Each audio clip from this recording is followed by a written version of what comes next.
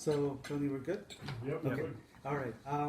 So today I want to talk about web design, but I want to keep it informal and interactive. And Tony, I expect maybe I'll jump. You can jump in because you and I are working on a project Right. together. Right. So I have created an outline. I was thinking after I talked to Bob yesterday, I was thinking what would really be valuable for everybody in this group. So I came up with 6 bullet points, and we may not get to all of them in detail, but I wanted you to have it.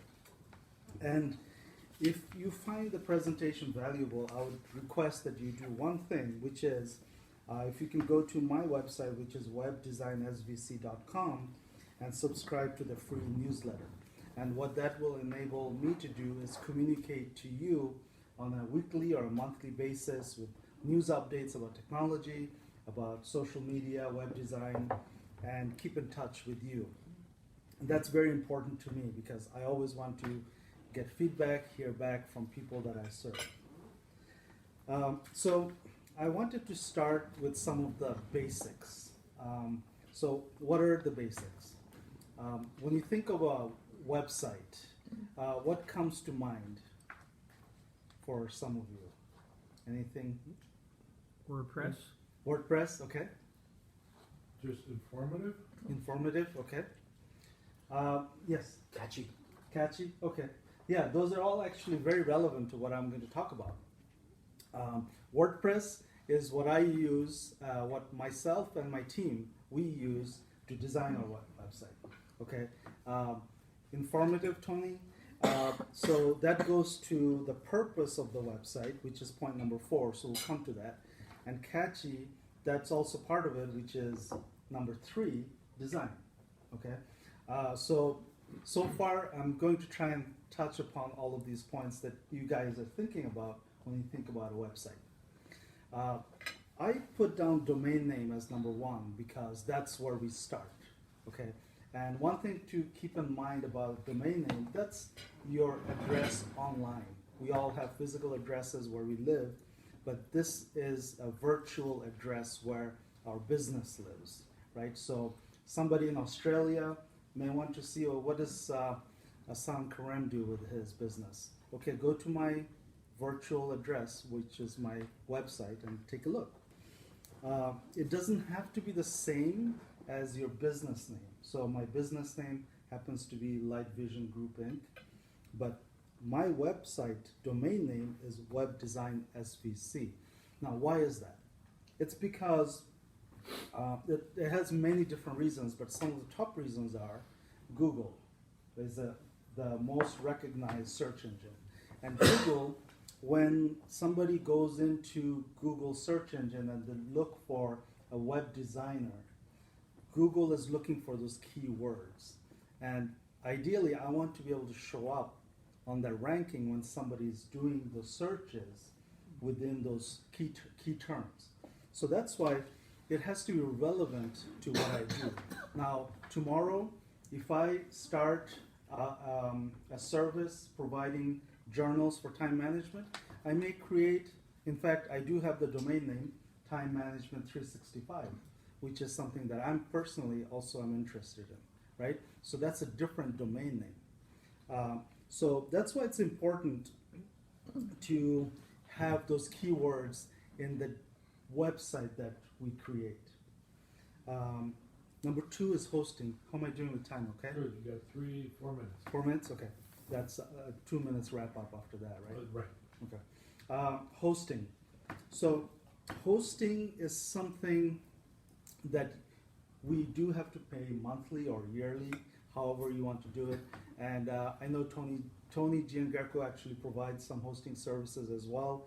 GoDaddy does, HostGate. You have options. So what's to know about hosting is that it's a computer that a company keeps on 24/7 so that our website doesn't go down. So hosting enables us to have a website running 24/7, no matter what time or what day of the year it is. So think of hosting as a computer staying on 24/7 somewhere, some type of a server somewhere. So let's move on to point number 3, which is design. And I think, Bob, you mentioned that, right? You said something about catchy. Yeah, thank you. Your site should look clean. I put it in quotes. What does it mean, clean? People have very short attention spans nowadays. If I'm lucky enough for somebody to find my website, they may stay on it for 2, 3, 4 seconds, right? Within those seconds, I have to make an impression, catchy, right? So I have to communicate, whether it's in a big text or a picture or something, to say, okay, hold on, don't leave after 4 seconds. Just stay around for a few more seconds and see if I can provide some value, okay? So it should be clean. It shouldn't be too cluttered. Too much information confuses people, and they're likely to go on to something else, right? Easy to if they stay after those 4 or 5 seconds, it should be easy to navigate. Should be able to click around easily. No broken links, meaning I click on a link and nothing happens, or 404 error or something. It doesn't look professional. You want it to look professional. Call to action. There should be a clear call to action. Why am I on this website? What am I doing here? Am I looking for a white paper on 5 things to know about web design? So white paper could be up to 30 pages, 40 pages, and it could be a free ebook, right? And in order to get that ebook, somebody would have to subscribe via email. Now, I currently don't have a white paper, but I am thinking of different ideas to have one. But that's a great way. Yes, Tony. 1 minute. 1 minute. 1 minute. Thank you. That's a great way to provide value, is to show that yes, I do know what I'm talking about in my field. Landing page. Landing page is something that is customized to show that, okay, you come to my page, you have 5 days before my webinar comes, okay, and then it has like a clock. That's an example of a landing page. That's a good way to capture people's attention and give them value, is to provide webinars. And I'm not going to get through all of these points, but I would like to talk about some of the key points here. Talking about webinars. How many of you have provided webinars or have attended webinars? Probably everybody here. So great way to provide webinar is something called zoom.us. It's affordable. You can actually start with just an email. 2 more minutes, right, Tony? Yeah, but Yeah. we don't have any other speakers, right? Yeah, that's okay. I'll stay within the time frame, and we can always talk afterward. Thank you, though. So Zoom is a great way because you can start with the price of free. Okay, email address, create an account, and you can start. I think it doesn't allow you to record your webinars, but you can have a webinar. And then I think I pay something like $10 or $15 a month. Allows me to have a webinar unlimited. I can record the webinar, save it on my computer, save it to the cloud. So Zoom, it's not just me, but I actually heard it on a number of different podcasts repeatedly, and I said, I have to check this out. And I tried it and I liked it. So that's something to really check out if you're thinking of doing webinars or if you are currently doing webinars. Engage with your audience. Okay, this is very, very important because unless we engage with each other, we don't stay relevant. I mean, that's one of the reasons why I like the Leads group, because I get to engage with people on a weekly basis, people that I know, like, and trust, right? So how can you do that online? Well, there are a number of ways. Number 1, we talked about webinars. Number 2 is a blog. So blog or a vlog. Vlog is a video log, right? So you could do that on your website. Number 3, Facebook Live, right? Facebook, you have a different audience versus LinkedIn, but Facebook Live is a great way. I've seen people have maybe 2, 3 different, like an iPad, an iPhone, they'll do a Facebook Live at the same time as like a YouTube Live, right? So multiple different platforms, different customer base, and you just kind of multiply your audience, right? So I think it's worthwhile to look into Facebook Live, the LinkedIn. It's a lot. So what I would say, and what I try to do myself, is take it a platform at a time. Focus on Facebook, or maybe focus on LinkedIn. So I'll wrap up within the next 30 seconds here. So again, you have the points here. Maybe just take this. If you need the electronic version, let me know. Take this outline if it helps you, and just create kind of a time management log for yourself. If you find that this is something useful, create it into a table and just kind of start tracking it on a weekly basis. And then lastly, Google My Business. This is important for those of us that provide products or services. And Tony, I think we talked about it for your business too. Yeah.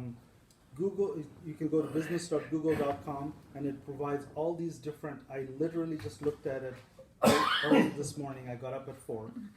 So I looked at, because Google changes their outline often. So I said, I'm going to take a look at it this morning and see what's the latest today, right?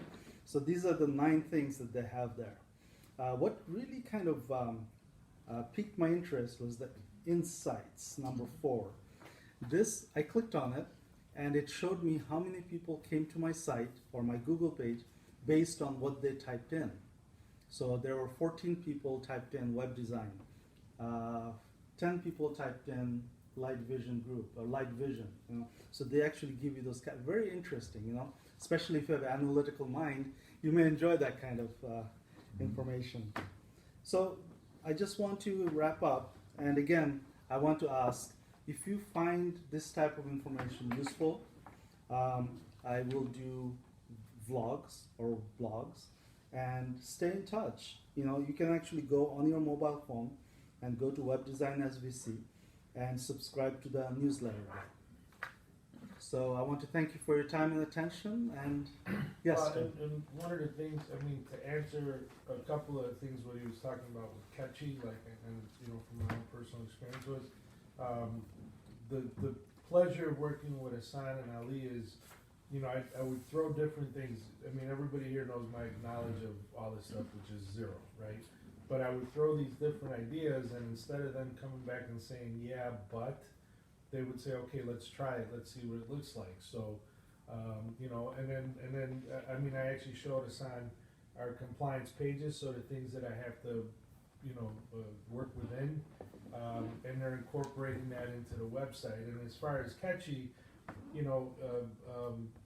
there's parts of the website. One of the things is more traditional with more stock pictures.